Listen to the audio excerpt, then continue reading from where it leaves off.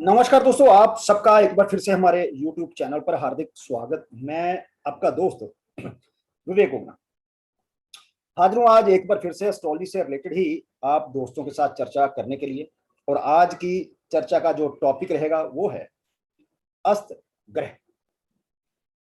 वैदिक एस्ट्रोलॉजी में अस्त शब्द का प्रयोग जो है दोस्तों सूर्य के निकट ग्रह की निकटता को दर्शाने के लिए किया जाता है। सूर्य आग है, उसके निकट का ग्रह सूर्य की किरणों से जलता हुआ माना जाता है। एक अस्त ग्रह को एस्ट्रोलॉजी में हम कमजोर मानते हैं कि वो अपना परिणाम देने की जो उसकी क्षमता है उसे वो खो चुका है, परंतु ऐसा नहीं होता। आज हम अलग अलग अपने दृष्टिकोण से या अलग अलग तरीके से इसके ऊपर बात करेंगे और अस्त के प्रभावों को खोजने की कोशिश करेंगे। ये जो आज हम बात करेंगे वो सूर्य के गुणों और ग्रह के अस्त होने के प्रभाव पर ही की जाएगी। क्लासिक ने सूर्य से किसी ग्रह की जो दूरी है, लंबी दूरी, उसे निर्धारित किया गया जिसके भीतर ग्रह जो है अस्त हो जाता है और यह दूरी सूर्य के दोनों ओर मापी जाती है। आप सभी दोस्त जानते हैं कि जैसे कि यदि चंद्रमा सूर्य के साथ 12 डिग्री के अंदर हो तो वो अस्त माना जाता है। इसी प्रकार मंगल 17 डिग्री पर, बुध 14, शुक्र 10, गुरु 11 और शनि जो है 15 डिग्री के निकट जो है वो अस्त माना जाता है। लेकिन कुछ विद्वान जो हैं सभी ग्रहों के लिए इस दूरी को 8 डिग्री 30 मिनट के रूप में लेने की भी सलाह देते हैं। लेकिन दूसरे लोग अस्त के लिए एक ही नवांश में ग्रह और सूर्य को लेते हैं। ठीक है, और इस जो बुनियादी कुछ स्पष्टीकरण वो इस तरीके से दिए गए हैं कि जब सूर्य और कोई ग्रह एक ही राशि में ना होकर अस्त की सीमा में जो डिग्रिकली बताया गया है तब ग्रह को अस्त के रूप में लिया जाता है। दूसरा, जब कोई ग्रह अस्त की सीमा से बाहर हो लेकिन सूर्य के साथ एक ही राशि में हो तो अस्त के रूप में नहीं लिया जाता। राहु केतु वक्री है और यह सूरज पर काबू पा सकते हैं। जब कोई ग्रह सूर्य से दूर जा रहा हो तो अस्त का प्रभाव उस चार्ट में कम माना जाता है। लेकिन जब कोई ग्रह सूर्य की ओर बढ़ रहा हो डिग्रिकली तो अस्त का प्रभाव जो है अधिक होता है। अब हम समझते हैं सूर्य को। सबसे पहले वैदिक एस्ट्रोलॉजी में सूर्य क्या है? वैदिक एस्ट्रोलॉजी में दोस्तों सूर्य ईगो है, अहंकार है। सूर्य आग है, फायर है। सूर्य राजा है, किंग है। जब कोई ग्रह सूर्य से अस्त होता है तो ग्रह के जो सिग्निफिकेशंस हैं वो सूर्य के अहंकार से संचालित होने लगते हैं। इसको इस प्रकार समझेंगे कि जब चंद्रमा अस्त होता है तो इससे जातक दूसरे के अधिकार में रहने को मजबूर हो जाता है। मंगल सूर्य से अस्त हो तो मंगल का अधिकार सूर्य के अहंकार से ढक जाता है। ऐसे व्यक्ति के पास अधिकार की भावना होगी, उसमें नम्रता की जो है कमी होगी, लेकिन वह फेमस जरूर होगा, प्रसिद्ध होगा। इसी प्रकार यदि हम बुध की बात करें तो बुध जो है बुद्धि ऐसे जातक की जो सूर्य के साथ जिसकी चार्ट में बुध ज्यादा तो नॉर्मली साथ ही होता वो, तो जातक की जो बुद्धि काफी शक्तिशाली होती है। बुध व्यक्ति को चंचल बना सकता है और वह जबरदस्त बुद्धिमान हो सकता है जब डिग्रिकली बुध सूर्य के साथ होगा।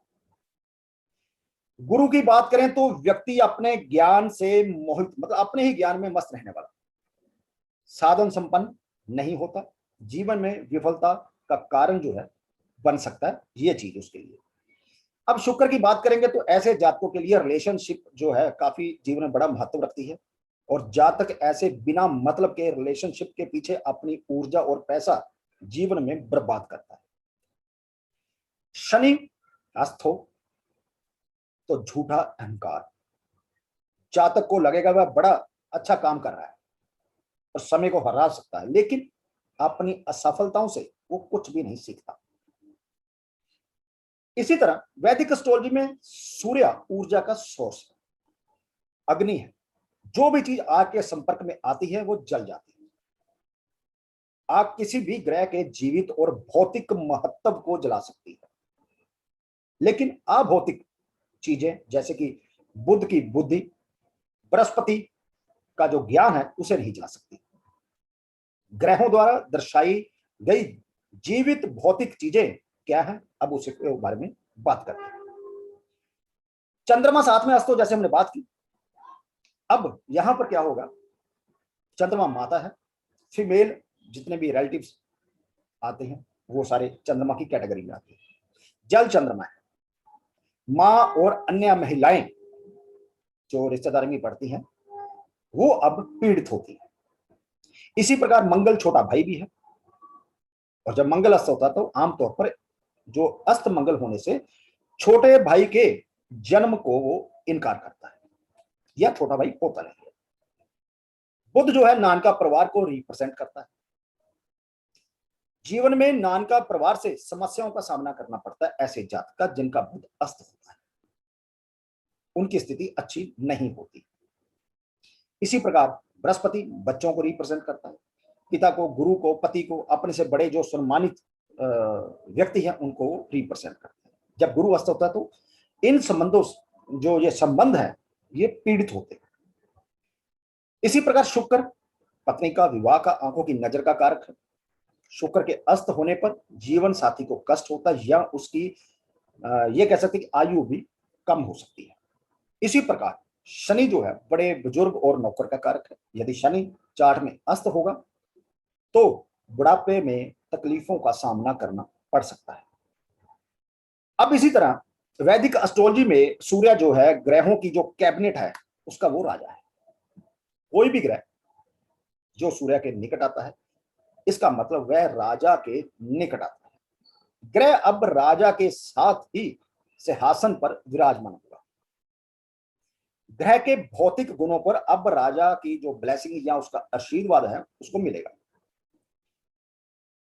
हम एक नवांश को सिंहासन की निकटता के माप के रूप में भी ले सकते हैं। नवांश में भी इसकी जांच कर सकते हैं। इस निकटता का या निकटता से जो उत्पन्न होने वाला जो फल होगा वो प्रत्येक ग्रह के लिए कैसा होगा उसे जानते हैं। मान लीजिए चंद्रमा, चंद्रमा हमारा मन, हमारी जो भावना और कला है। व्यक्ति अब बहुत ज्यादा भावुक होगा, कला के किसी एक रूप में वो अच्छा भी हो सकता है। इसी प्रकार हम मंगल की बात करेंगे तो मंगल तर्क है, अधिकार है। ऐसा व्यक्ति अपने जो भी फैसलों के पीछे के जो तर्क हैं उसको वो समझता है। वह जीवन में महान अधिकार देने का आदेश भी प्राप्त करता है। इसी प्रकार बुद्ध बुद्धि और विद्या है। व्यक्ति अति बुद्धिमान और विद्वान होगा। इसी प्रकार बृहस्पति की बात करेंगे, वो आध्यात्मिकता और ज्ञान का कारक है। ऐसा व्यक्ति आध्यात्मिक और बहुत बुद्धिमान भी होता है। इसी प्रकार शुक्र की बात करेंगे, संसारिक सुखों का वो कारक है। ऐसे जातकों को जीवन की सभी सुविधाएं मिलती हैं। शुक्र राक्षसों का गुरु है। शुक्र जीवन दाता है। ऐसा जातक एक अच्छा डॉक्टर भी बन सकता है। इसी प्रकार बात करें यदि शनि की, तो शनि त्याग और एकाग्रता का कारक है। ऐसा जातक संसारिक चीजों से बहुत अधिक जुड़ा हुआ नहीं होगा और उसका जो है समाज में विरोध भी किया जा सकता है। ये आज एक छोटी सी एक पार्ट, इसको फर्स्ट कह सकते हैं या पार्ट पहला कह सकते हैं, अस्त ग्रहों के बारे में चर्चा का। अस्त ग्रहों में के बारे में जो चर्चा है इसके 2-3 पार्ट विद एग्जाम्पल मैं आप दोस्तों के साथ शेयर करने जा रहा हूं 1-2 दिन में, और आशा करता हूं कि आपने अस्त ग्रह के बारे में समझा। ऐसा नहीं है कि कोई ग्रह अस्त हो जाता है तो उसके जो भी सिग्निफिकेशन सारे हैं वो खराब हो जाएंगे, ऐसा नहीं होता दोस्तों। क्योंकि यदि ध्यान दें, शुक्र और बुध हमेशा सूर्य के नजदीक ही रहते हैं और ज्यादातर चार्ट में हम इनको अस्त ही देखते हैं। शुभ प्रभाव भी होना चाहिए। ये सिर्फ चर्चा जो थी, इसकी एक जो लिमिट रखी गई थी वो सिर्फ अस्त ग्रह कोई इसके ऊपर शुभ या अशुभ दृष्टि जो है वो रूल एप्लीकेबल नहीं होता। इस चर्चा में सिर्फ और सिर्फ अस्त ग्रह को समझाने की कोशिश की गई है मेरी तरफ से, और आशा करता हूं कि यह चर्चा आप दोस्तों को अच्छी लगी। इसी चर्चा को कल आगे फिर बढ़ाएंगे और आशा करेंगे कि आज का जो वीडियो है आप यदि अच्छा लगा, इसको लिंक जो है अपने दोस्तों के साथ शेयर करेंगे, और कमेंट बॉक्स खुला है, जो भी आप अपने विचार देना चाहें आप कमेंट बॉक्स में दे सकते हैं। तो चलिए मिलते हैं कल इसी चर्चा को आगे बढ़ाते हुए, तब तक के लिए दोस्तों नमस्कार।